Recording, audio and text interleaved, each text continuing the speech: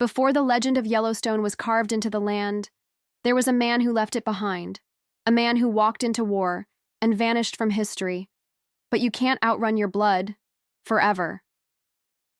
The land doesn't forget. Not the blood spilled on it, not the names that built it, and not the ones who walked away. Long before the Dutton family ruled Montana, long before Yellowstone became a battlefield for power, pride, and legacy, there was a time of fire, of silence, and of survival. A time buried beneath the noise of newer wars and louder men. It started with a man named James Dutton, a journey across wild, untamed lands, a family chasing freedom and a future in the dust of America's last frontier. They planted their name in the dirt, fed the soil with sacrifice, and fought to hold what no one else could tame. Then came 1883, then 1923. Generations passed. The land was guarded, but never at peace. Ranch hands became soldiers, sons became shadows, and daughters carried the weight of history on their backs. But one name went quiet. One man disappeared into the smoke of war and whispers of death. Spencer Dutton, the hunter, the fighter, the one who left the ranch to find peace in the chaos of far-off wars.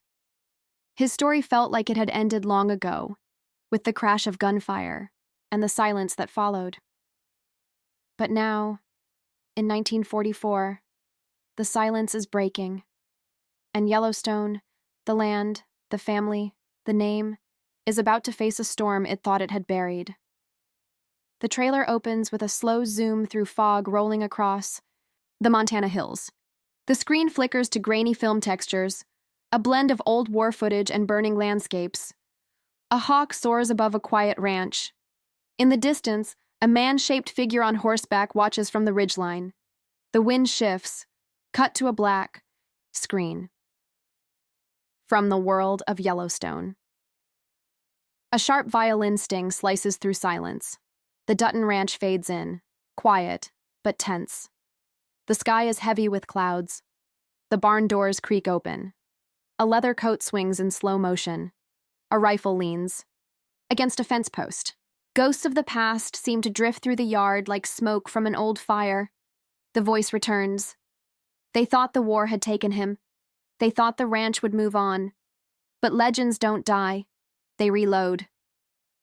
As the music builds, fast cut, shots flash, a worn leather journal, a telegram marked "Missing in Action," an old photo of Spencer in uniform, and the sound of distant gunfire echoing over a field. Then, silence again. Fade to black. Yellowstone, 1944. Spencer is back. The year is 1944. But this isn't Europe. This isn't the beaches of Normandy or the deserts of North Africa. This is Montana. And even here, a world away from the gunfire, the war is still being fought. It starts with silence, snow falling on the Dutton Ranch. Not peaceful, but cold, heavy, like the breath before a storm.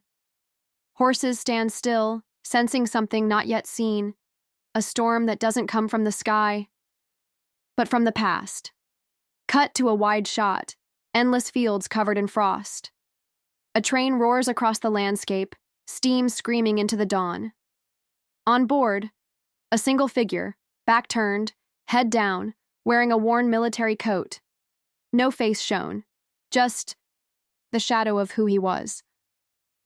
He was lost in Africa, reported dead, gone for good. But war changes men, and some ghosts don't stay buried.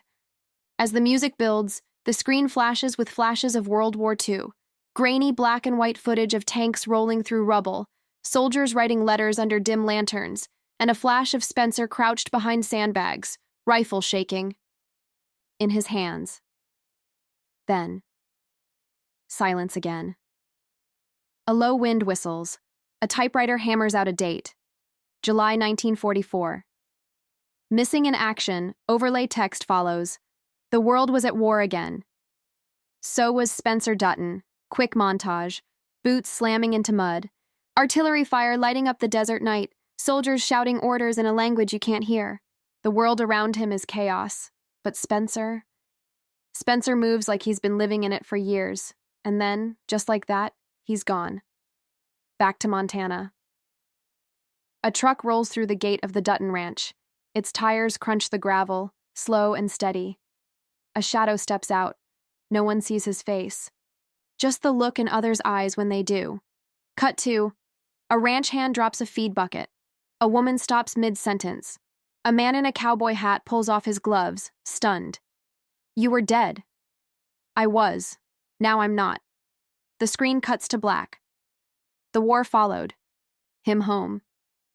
Only now, the battlefield is his own bloodline.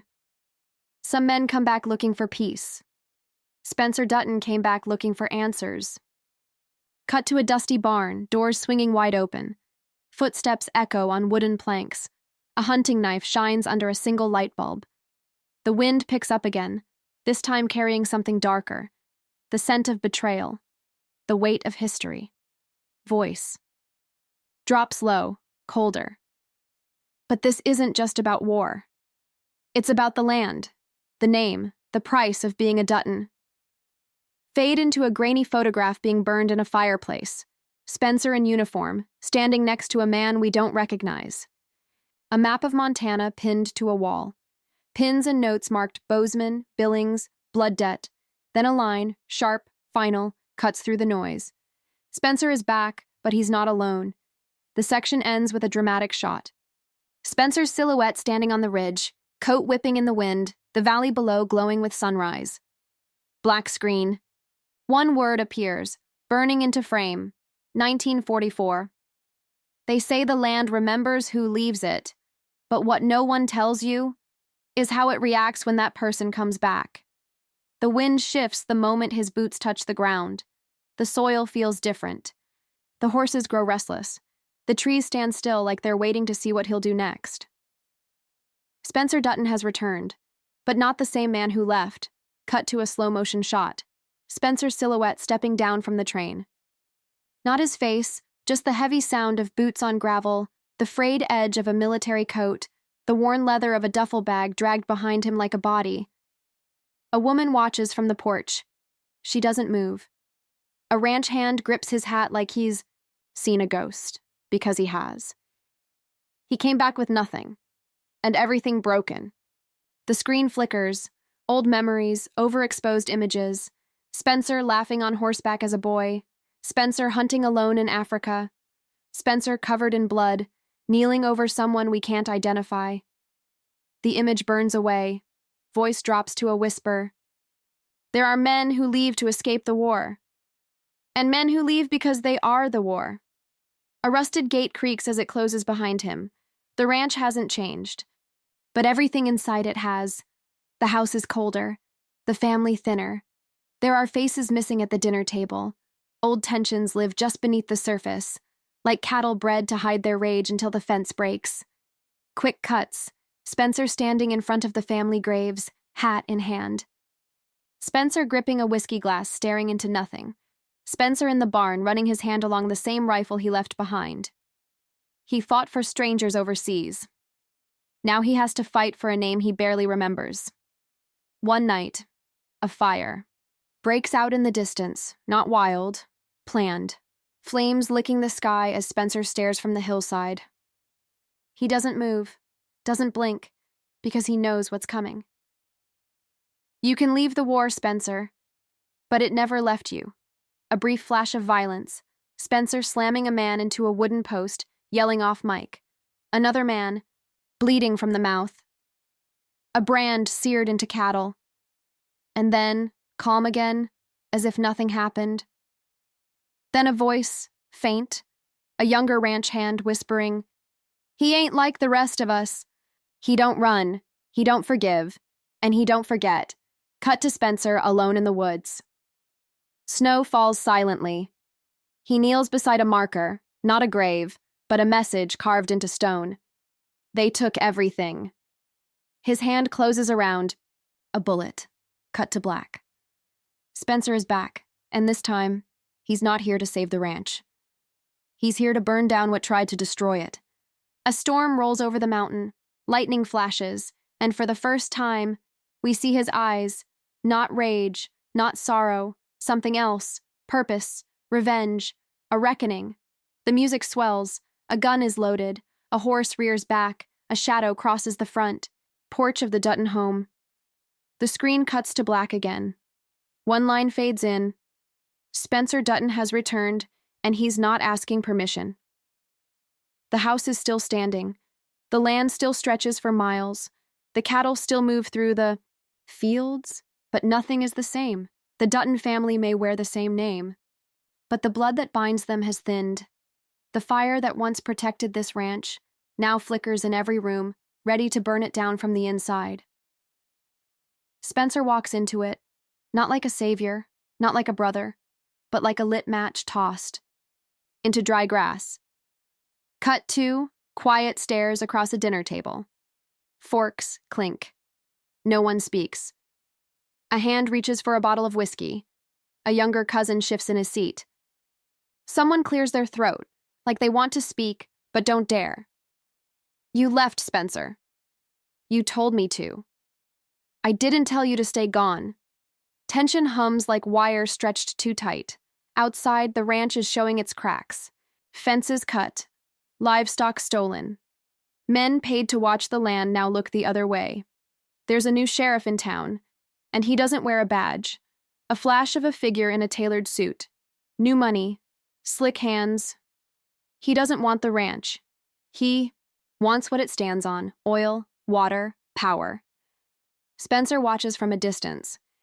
He's seen men like this before, just in different uniforms. They come dressed like progress, but they kill like wolves. Montage: ranch hands fighting in the bunkhouse. A young girl cries as her horse is taken in the night. A family member shouts at Spencer in the yard, pointing a rifle. The Dutton matriarch burns a letter in the fireplace. The land isn't just under attack from outsiders. It's under attack from within.